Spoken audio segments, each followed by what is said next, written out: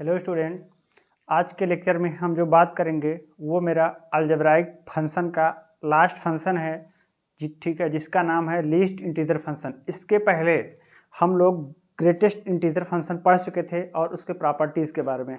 आज हम पढ़ेंगे लीस्ट इंटीजर फंक्शन। पहले तो उसको हम लोग रिप्रेजेंट कैसे कर सकते हैं, मतलब करते हैं, उसको हम लोग डिफाइंड करते हैं, उसका ग्राफ कैसे बनेगा, उसका डोमेन क्या होगा, उसका रेंज क्या होगा। इन सब बातों को पढ़ने के बाद में हम दोनों को एक दूसरे से कनेक्ट करने की कोशिश करेंगे। किसको किसको? लीस्ट इंटीजर फंक्शन को और ग्रेटेस्ट इंटीजर फंक्शन को, जो हम इसके प्रीवियस लेक्चर में पढ़ चुके हैं पार्ट नंबर 5 में। ये आपका ग्राफ का पार्ट 6 है। ठीक है, चलो हम लोग मूव करते हैं उधर। ठीक है, least integer function, least integer function, least integer function. ठीक है, इसको हम लोग किस तरीके से डिनोट करते हैं? It is denoted by y is equal to, आप नॉर्मल इस तरीके से आप लिख सकते हो r आप ये।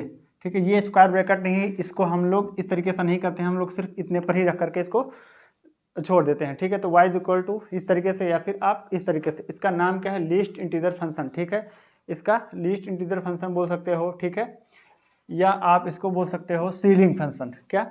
Ceiling function. ठीक है, it is denoted by this and it is defined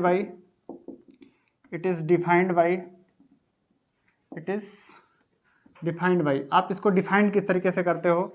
तो आप ये समझ लो कि y इज इक्वल टू आपके पास जो लीस्ट इंटीजर फंक्शन है, इसका बिहेवियर क्या होगा, या मतलब कि आप इसको डिफाइंड किस तरीके से करते हो। ठीक है, तो वो बस समझ लो कि ग्रेटेस्ट इंटीजर फंक्शन के जैसा ही है, बस थोड़ा सा चेंजिंग है। वो चेंजिंग क्या है वो मैं आपको बता देता हूँ।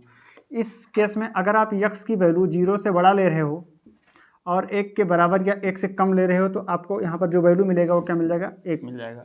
ठीक है, नेक्स्ट अगर आप x की जो वैल्यू है वो 0 के बराबर, 0 से कम ले रहे हो और -1 से बड़ा ले रहे हो, तो आपको क्या मिल जाएगा? 0 मिल जाएगा।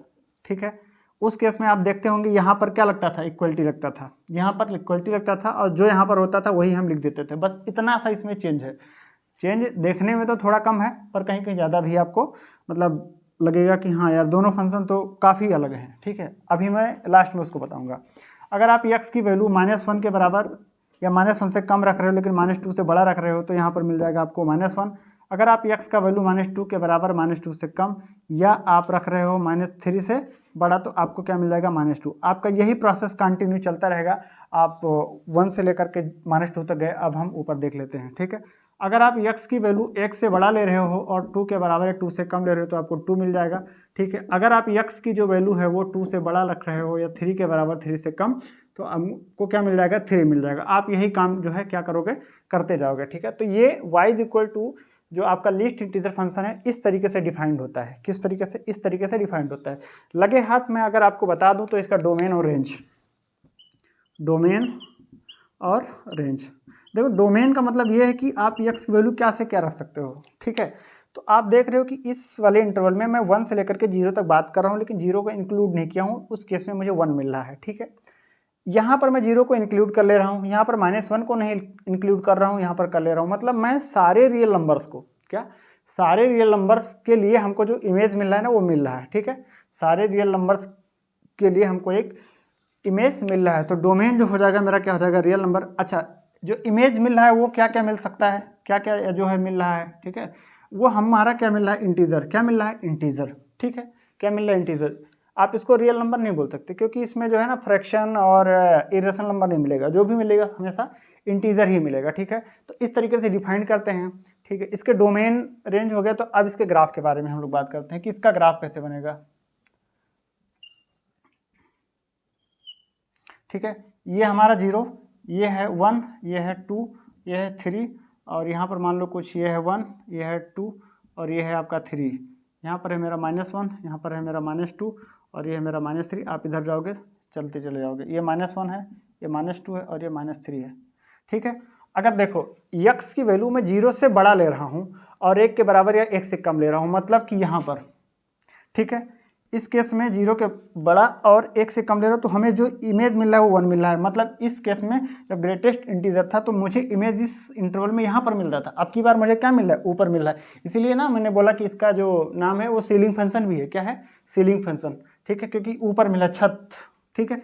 तो 0 से 1 के बीच में अगर मैं रखूँ तो 1 पर मुझे 1 मिल रहा है, तो अब की बार 1 पर ये क्या हो जाएगा 1, और 0 हम लोग रख नहीं सकते, ठीक है। तो आप ये समझ लो कि ये आपको ग्राफ मिल जाएगा, ठीक है। अब देखो 0 के बराबर, 0 से छोटा और -1 से बड़ा केस में क्या मिल रहा है 0, तो अब आपका जो है इस तरीके से आपको ये फंक्शन मिल रहा है, ठीक है। इसकी तरह आपका ये मिल जाएगा। इस केस में आपको यहाँ पर मिल जाएगा, ठीक है। 2 रखने पर क्या मिल जा रहा है 2, और 1 तक हम पहुँच नहीं पा रहे हैं, तो ये है आपका क्या, ऐसे आप इसको क्या कर सकते हो, कंटिन्यू इधर कर सकते हो। तो आप देख रहे हो कि हमेशा -1, 0, 1, 2 और ऐसे 3, तो रेंज हमेशा क्या मिल रहा है, इंटीजर ही मिल रहा है, ठीक है। क्या मिल रहा है, इंटीजर। तो ये इसका क्या है, ग्राफ है, किसका ग्राफ है, y = लीस्ट इंटीजर फंक्शन का ग्राफ है, ठीक है। ये हमने इसको मिलाया नहीं कि इधर ला करके फोल्ड कर दिया, ये इसी तरीके से डिफाइंड है भाई, इसमें हम कुछ नहीं कर सकते, ठीक है। उसमें एज स्क्वायर ब्रैकेट जैसे था, इसमें ऐसा कुछ नहीं है, ठीक है। हाँ, तो ये उसका फंक्शन कैसे डिफाइंड होता है, ये उसका डोमेन, ये उसका रेंज, और ये उसका रहा बेसिक ग्राफ, ज़्यादा कुछ डिफिकल्ट है नहीं। तो ग्राफ देख करके मैं 1-2 प्रॉपर्टी को अगर लिखना चाहूँ तो लिख दूँ, प्रॉपर्टीज़ को अगर मैं पहला प्रॉपर्टी देखूं तो आप इसको इस तरीके से भी लिख सकते हो, ठीक है। और ये दोनों या लीस्ट इंटीजर फंक्शन ही है, ठीक है। ये हमेशा x आ जाएगा इफ़ क्या हो, अगर x इज़ अ इंटीजर हो, क्या हो, इंटीजर हो। मतलब देख रहे हो -1 पे -1 मिल गया, 1 पे 1 मिल गया, 0 पे 0 मिल गया, 2 पे 2 मिल गया। मतलब आप इंटीजर रखोगे तो इंटीजर ही मिल जाएगा, उसमें कोई छेड़खानी नहीं होने वाली है, ठीक है। अगर मैं सेकंड प्रॉपर्टी की अगर मैं बात करता हूँ, किसकी, सेकंड प्रॉपर्टी, तो सेकंड प्रॉपर्टी ये कहता है कि अगर आप इसके अंदर x + i है तो इसको हम लोग अलग अलग कर सकते हैं, ठीक है, अलग अलग कर सकते हैं। इफ़ i जो i है ना आपका, इफ़ i इज़ क्या हो, इंटीजर हो, क्या हो, इंटीजर हो, ठीक है। ये मेरा रहा सेकंड प्रॉपर्टी। अच्छा, थर्ड प्रॉपर्टी की अगर मैं बात करूँ, कोई प्रॉपर्टी मेरा छूट ना जाए, ठीक है, तो इसमें बस इतना ही है। और तो मतलब रिजल्ट बनाओगे तो बहुत ढेर सारे बन जाएंगे, ठीक है, लेकिन मैं अभी डिफ़िकल्ट नहीं करना चाहता हूँ, ठीक है। अच्छा, अगर मैं बात करूँ इसमें कि 2.5 लीस्ट इंटीजर 2.5 का वैल्यू कितना हो जाएगा, बताओ। लीस्ट इंटीजर 2.5 का जो वैल्यू हो जाएगा, 2.5 कहाँ पर आएगा बताओ, 2.5 यहाँ पर आएगा, तो इसके ऊपर क्या मिलेगा मुझे, इसके ऊपर मुझे क्या मिल जाएगा, 3 मिल जाएगा, ठीक है। क्या मिल जाएगा, 3। अच्छा, लीस्ट इंटीजर 1.02 का वैल्यू कितना जाएगा, 1.02, 1.02 कहीं यहाँ पर आएगा, तो इसके ऊपर इमेज जहाँ मिलेगा, कहाँ मिलेगा, 2 पर मिल रहा है। लेकिन अभी मैं आपको यहीं पर बता देता हूँ कि अगर आप वही बात GIF के अंदर निकालते, ग्रेटेस्ट इंटीजर फंक्शन के अंदर, तो 2.5 पर आप देखना जा करके कि वहाँ पर क्या मिलता था, 2 मिलता था, क्योंकि ये मेरा क्या है, ये मेरा GIF है। तो आप एक चीज़ ये भी देख लो कि LIF में ना बढ़ता वैल्यू मिल जा रहा है और GIF में घटता वैल्यू मिल जा रहा है, समझ में आया। LIF में उससे बढ़ता हुआ वैल्यू मिल जा रहा है, लेकिन GIF में क्या हो रहा है, उससे घटता वैल्यू मिल जा रहा है। मतलब उसका जो GIF था ना, उसको फ्लोर फंक्शन बोलते थे, क्योंकि नीचे आ जाओ, और ये इसको हम लोग फ्लोर मतलब क्या, सीलिंग फंक्शन बोलते हैं, क्योंकि ऊपर मिल रहा है। 1.02 है ना, तो ऊपर इससे मिल रहा है, तो इसका नाम सीलिंग इसलिए रखा गया क्योंकि ये ऊपर मिल रहा, ऊपर मतलब छत, और जो GIF था उसका नाम एक था कि क्या, फ्लोर फंक्शन, मतलब कि नीचे का वैल्यू मिलता था। जैसे 2.5 है ना, इसका GIF 2 आ रहा है। तो ये रहा मेरा ग्राफ किसका, LIF का, ठीक है। और उसके डोमेन रेंज हो गए। और मैं बात करूँ तो मैंने फंक्शन को 2 कैटेगरी में डिवाइड किया था, एक अलजेब्राइक, एक ट्रांसेंडेंटल। तो इस यहाँ तक अलजेब्राइक आई थिंक आपका ख़त्म हो चुका है। ख़त्म का मतलब कि मैंने फंक्शन ही बताया है, मैं ज़्यादा नहीं कह रहा हूँ अपनी पढ़ाई की बहुत सारा कुछ पढ़ा दिया, ऐसा कुछ पढ़ाई नहीं है, लेकिन फंक्शन बता दिया है। हाँ, इसके बाद में 1-2 लेक्चर में या जब ग्राफ खत्म हो जाएगा तो मैं सारे फंक्शन को ना मर्ज करूँगा एक में, फिर मैं बताऊंगा कि इसका बिहेवियर क्या है, डोमेन कैसे निकालेंगे, रेंज कैसे निकालेंगे, ग्राफ को शिफ्ट कैसे करेंगे, ग्राफ को हम यूज़ करके उसके इक्वेशन को सॉल्व करने में हमारा ग्राफ मदद कहाँ पर करेगा, x की वैल्यू फाइंड करने में कहाँ पर मदद करेगा, ठीक है। तो वो सब हम बात करेंगे, ठीक है। तो इस ग्राफ को मैं यहाँ पर ब्रेक करता हूँ, या इसमें एक क्वेश्चन है मेरे पास कोई, ठीक है, ये क्वेश्चन ये था, कर लेता हूँ। और उम्मीद करता हूँ कि आपको ग्राफ समझ में आया होगा, ठीक है। अगर आप जेई का प्रिपरेशन कर रहे हैं तो भी आप इसको देखिए, नहीं कर रहे हैं तो भी देखिए, क्योंकि अगर आप जेई नहीं दे रहे हैं तो उसके अलावा भी ढेर सारे कंपटीशन हैं जहाँ पर ये सब आपका यूज होगा। ठीक है, तो ये मत सोचो कि सब कुछ जो पढ़ना है वो जेई वालों को ही पढ़ना है, आपको नहीं पढ़ना है। तो देख लो 9 से लेकर के 12 तक, जेई से लेकर के जेएन तक, ये हर जगह यूज होने वाला है। मतलब 9th 10th में तो नहीं है फिलहाल के लिए, लेकिन 11th आप जैसे टच करोगे तो वहाँ पर है। और आजकल के जो एडवांस बच्चे हैं वो 9th से पूरा पढ़ लेते हैं। ठीक है, एक बार मैं, कंट्री का नाम तो मुझे नहीं याद है, मैंने डेमो क्लास दिया था उस बच्चे को, उसके गार्जियन जो है मतलब कि इंडियन थे। ठीक है, और मैंने टीचर ऑन साइट पर ही कनेक्ट किया था और उन्होंने फिर मुझे कॉल किया, मतलब ठीक है ना, व्हाट्सअप नंबर पर कॉल किया व्हाट्सअप से, और उन्होंने मेरे को बात किया, बोला कि मैं देखो इंडियन हूँ और मैं यहाँ पर ऐसा कोई जॉब के लिए वो गए थे, तो पूरी फैमिली के साथ में गए थे। ठीक है, तो उन्होंने बोला कि ये मेरा जो लड़का है वो आकाश के पीडब्ल्यू के सारे लेक्चर वगैरह को मतलब देखता रहता है, और मेरा लड़का अभी क्लास 6 में है और मैंने उसको फर्स्ट क्लास था तो हर कोई चाहता है कि वो मुझे मतलब कि ना कर पाए, तो मैं बहुत टफ टफ क्वेश्चन लेकर के बैठा था उसके सामने, मतलब ये LIF को GIF को यूज करके जो फंक्शन हो, डोमेन हो, रेंज हो, वो बच्चा क्लास 6 में था। और ये समझ लो कि वहाँ पर इंग्लिश लैंग्वेज का इशू आया था, तो वो बच्चा मतलब जो भी क्वेश्चन में देता था ना, सारा कुछ सॉल्व करके रख देता था। तो मैंने सोचा कितना एडवांस बच्चा है। उसके पापा बोले कि मतलब ये इंडियन टीचर से मतलब पढ़ता है, बहुत पढ़ता है, सारा दिन यूट्यूब पे पढ़ता रहता है। क्लास 6 में बच्चा था और इतना लेवल था उसका, और हम तो 9th की बात कर रहे हैं। ठीक है, मतलब ये मैंने देखा था कि 2 चीज़ देखा था कि वो इंडियन है तो वो सोचते हैं कि हमारा बच्चा इंडियन टीचर से पढ़े, और ऊपर से ये भी बात है कि वो लड़का कितने एडवांस है, क्लास 6 में होकर के। मैं सच बता रहा हूँ कि मतलब इतने लेवल के क्वेश्चन सॉल्व करता था जितना मैं सोच नहीं सकता था।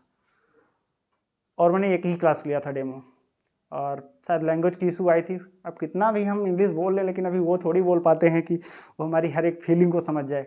ठीक है, और अभी ऑनलाइन में सामने अगर कोई हो तो इंग्लिश में थोड़ी बहुत अगर इशू है भी तो वो मतलब कि समझ जाता है बात को, लेकिन अब ऑनलाइन में कभी नेटवर्क नहीं, कभी हेलो हाय में करने में थोड़ा सा इशू आ जाता है। ठीक है, खैर ये तो बात की बात है।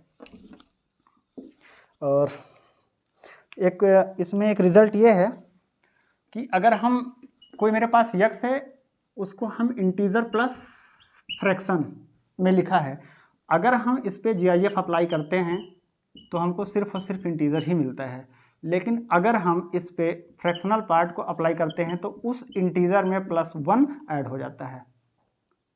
ये मतलब कि बहुत अच्छी बात है कि अगर मेरे पास कोई एक यक्स है जो इंटीजर प्लस फ्रैक्शन में लिखा है, अगर हम उस पर GIF अप्लाई करते हैं तो वो सिर्फ इंटीजर ही बन जाएगा। अगर हम उस पर लीस्ट इंटीजर फंक्शन अप्लाई करते हैं तो वो इंटीजर में +1 को ऐड कर देना। ये मतलब दोनों का मतलब आप बोल सकते हो कि कनेक्ट करने वाला रिजल्ट है, और डिफरेंस आप बोल सकते हो। ठीक है, हाँ, तो ये बहुत ही मतलब कि अच्छा रिजल्ट है। ठीक है, आप लोग इसको याद रखना। और इतना पढ़ा दिया हूँ तो एक क्वेश्चन मेरे दिमाग में आ रहा है कि अगर मैं एक फ्रैक्शनल पार्ट था, अगर मेरे पास एक फ्रैक्शनल पार्ट है और एक तरफ क्या है, GIF है, इन दोनों में नंबर ऑफ सोल्यूशन कितने होंगे? मतलब ये मान लो कि आपका क्वेश्चन है, तो यक्स के किस वैल्यू के लिए ये दोनों सेटिस्फाई करेंगे। ठीक है, तो उस तरीके से अगर हम सोचेंगे तो थोड़ा प्रॉब्लम हो जाएगा। ठीक है, लेकिन ये तो हमेशा क्या देगा, हमारा इंटीजर देगा। क्या देगा? इंटीजर देगा। और ये हमारा क्या देगा, हमेशा फ्रैक्शन देगा। लेकिन एक जगह पर ये 0 देगा, सिर्फ x इक्वल टू का क्या रखें, 0। तो 0 पर इसका जो वैल्यू है वहाँ पर भी 0 मिलेगा, और ये भी 0 पर क्या देगा, 0। तो इसके पास सिर्फ एक सोल्यूशन है, वो भी क्या है, x इक्वल टू 0। अगर आप ग्राफ बनाओगे तो वहाँ पर देख लेना, कोई भी मतलब इसका वैल्यू नहीं मिलने वाला है। ठीक है, अगर कहो तो मैं बना के दिखा देता हूँ दोनों का ग्राफ, और वहाँ से मैं बता दूंगा। ठीक है,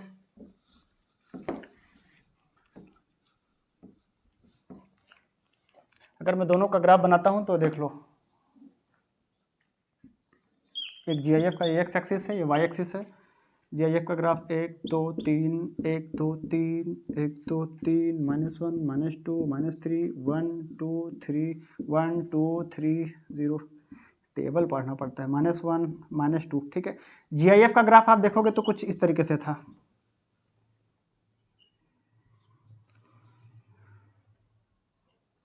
इस तरीके से था, ठीक है। फ्रैक्शनल पार्ट का आप ग्राफ देखोगे ना तो वो इस तरीके से आता, मतलब 0 से स्टार्ट होता था और यहाँ पर 1 पे वो टच ही नहीं करता था, 1 पे पहुँचता नहीं था, 1 की तरफ जाता था।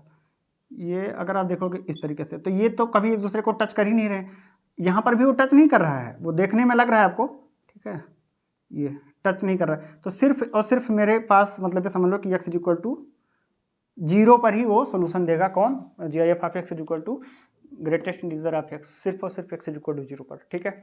इस लेक्चर में इतना ही, और हम नेक्स्ट में बात करेंगे, वो हम पढ़ाएंगे ट्रांसेंडेंटल फंक्शन, जिसमें आपका trigonometric, inverse trigonometric, logarithmic, exponential, उससे यूज होने वाले जो जो भी मतलब होंगे, ठीक है।